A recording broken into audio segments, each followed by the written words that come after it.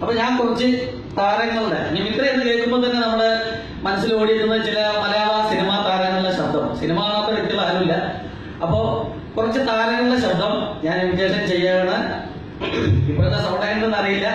നല്ലതാണെങ്കിൽ കൈയടിക്കണം, അല്ലെങ്കിൽ ആരും കൈയടിക്കണ്ട. ഓക്കെ ആണല്ലോ? ഓക്കെ, അപ്പൊ ഞാൻ തയ്യാറാണ്.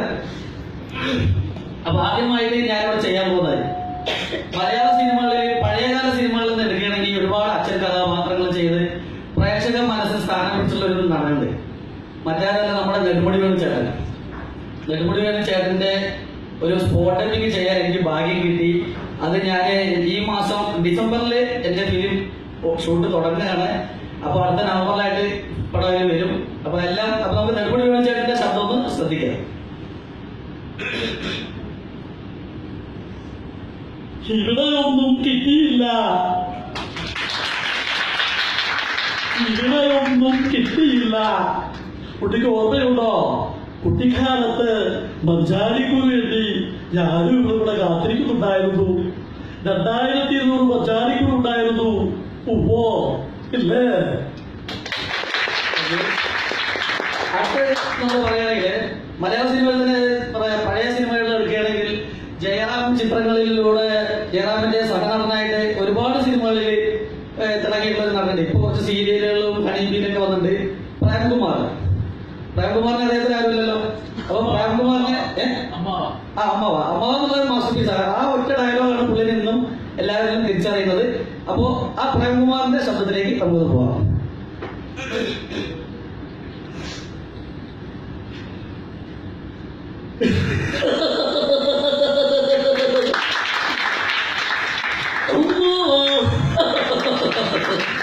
എനിക്ക് ചേട്ടൻ ഭാവിയും അനിയൻ ഭാവിയും മാളുവിനെയും അമ്മുവിനെയും നീ മാറി മാറി പ്രേരിക്കും. നിനക്ക് ഞാൻ വെച്ചിട്ടുള്ള തെണ്ടി. Thank you. അടുത്ത പറയുകയാണെങ്കിൽ പുള്ളിക്കാരൻ നമ്മളൊരു ഹൈറ്റിന്റെ നോക്കണമെങ്കിൽ ഹൈറ്റ് കുറവുള്ള നടനാണ്, ഒരു കൊമേഡിയനാണ്. പക്ഷെ അദ്ദേഹം എന്തോ ഒരു തൃപ്തിയില്ലാത്ത പോലെയൊക്കെ സംസാരിക്കും. നമ്മൾ അദ്ദേഹം ചേട്ടൻ ഞാൻ പുള്ളി നേരിട്ട് കണ്ടിട്ടുണ്ട്, നമ്മുടെ കൊച്ചുപ്രേമ ചേട്ടൻ.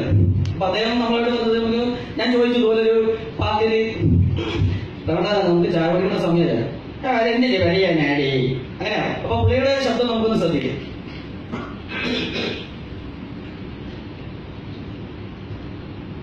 പിന്നെ ഈ പട്ടിയുള്ള ഏർപ്പാട് അതല്ലേ കേട്ടോ. ഇവിടെ ഈ പട്ടികളുടെ ബോട്ട് വെക്കുന്നതിന് പകരം ഇവിടെ മുണ്ട് പഠിക്കുന്ന കുട്ടികളുണ്ട്.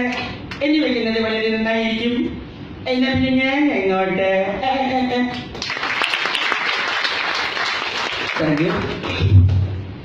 അടുത്ത പറയുന്നത് ഇപ്പോ പഴയ സീരിയലുകളിൽ നിന്നും മലയാള സിനിമകളിലേക്ക് വന്ന വില്ലൻ കഥാപാത്രങ്ങളും ഒരുപാട് ഇപ്പോ വില്ലൻ കഥാപാത്രം ചെയ്തിട്ടുള്ള ഒരു നടനുണ്ട്, സുരേഷ് കൃഷ്ണ. അപ്പൊ സുരേഷ് കൃഷ്ണയെ നമുക്ക് ശ്രദ്ധിക്കാം.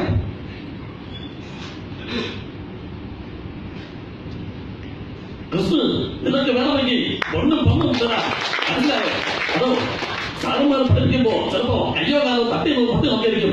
അതിന്റെ പേരില് പന്നിക്കോളം പോലും കാണാത്തവർ വന്നിട്ട് മാപ്പ് കോപ്പെന്നൊക്കെ പറയാ രമേശന്റെ പട്ടി പറയും മാപ്പ്. അതുപോലെ തന്നെ ഇപ്പോ ന്യൂ ജനറേഷൻ സിനിമകളിൽ കൊമേഡിയനായിട്ട് തിളങ്ങി നിൽക്കുന്ന ഒരു താരമാണ് അജു വർഗീസ്. അജു വർഗീസിനെ നമുക്കൊന്ന് ശ്രദ്ധിക്കാം. എന്റെ കുഞ്ഞു മാമച്ചിനോട് ഞാൻ രാവിലെ പെട്ട പറഞ്ഞിട്ടുള്ളതാണ് ആ പിടിക്ക് പോവില്ലേ എന്ന്. പക്ഷെ പറഞ്ഞു കേട്ടില്ല. അതെ, ഇത് ഞാൻ ഗോപിക്ക് വെച്ചിരിക്കുന്ന കാശ, ഇതിന് ഞാൻ 5 പൈസ തരുവില്ല മോദി. അടുത്തായിട്ടിപ്പോ സ്റ്റേറ്റ് അവാർഡ് കിട്ടിയുള്ള ഒരു നടനുണ്ട്, കമ്മട്ടിപ്പാടത്തിലെ വിനായകൻ. അപ്പൊ വിനായകൻ ചേർന്ന് ഫോട്ടോ വെച്ച് അവരെ നമുക്കൊന്ന് ശ്രദ്ധിക്കാം.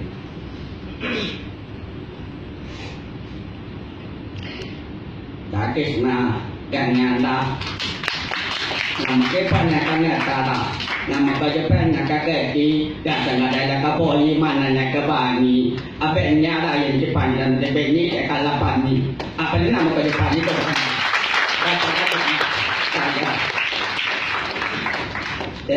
അതുപോലെ തന്നെ വായിൽ നിറച്ചു നമ്മളിപ്പോ മലയാളം ഇഷ്ടമുള്ള ആൾക്കാരാണല്ലോ. അപ്പൊ വായിൽ തീരെ പല്ലില്ലാതെ മലയാള സിനിമയിൽ ഇപ്പൊ തിളങ്ങി നിൽക്കുന്ന ഒരു കൊമേഡിയൻ ഉണ്ട്, ശശി കലിംഗ. ശശി കലിംഗയെ അറിയാലോ അല്ലേ? അപ്പൊ അപ്പൊ അദ്ദേഹത്തിന്റെ ശബ്ദം നമുക്ക് ശ്രമിക്കാം.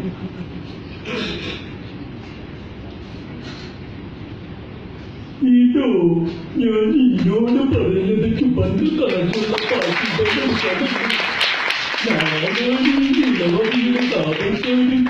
പണത്തിന് ആവശ്യമുള്ളവർ എന്തെടുക്കും വരണം.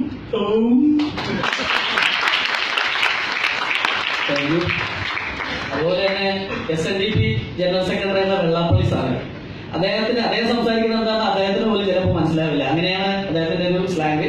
അപ്പൊ അദ്ദേഹത്തെ നമുക്കൊന്ന് ശ്രദ്ധിക്കാം. അതായത് ഈ നമ്മളെ പറയുകയാണെങ്കിൽ ഒരു ജാതി, ഒരു മതം, ഒരു ദൈവ മനുഷ്യൻ, അതായത് കേരളത്തിലെ എല്ലാ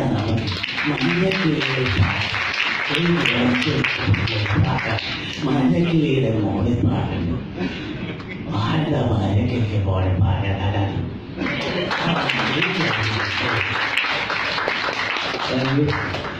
അതുപോലെ അടുത്ത് പറയുകയാണെങ്കിൽ നമ്മുടെ വില്ലൻ കഥാപാത്രങ്ങളിലൂടെ വന്ന് ഇപ്പോ കുറച്ച് സിനിമകൾ ഓർഡിനറി ഫിലിമിലൊക്കെ കൊമേഡിയനായിട്ട് തിളങ്ങിയിട്ടുള്ള ഒരു താരമാണ് ബാബുരാജ്. ബാബുരാജേട്ടനെ നമുക്കൊന്ന് ശ്രദ്ധിക്കാം. ബാബുരാജേട്ടൻ കള്ളു കുടിച്ചിട്ടുള്ള ഒരു സീനാണ് അതിൽ കുടിയേറ്റ റോളാണ്.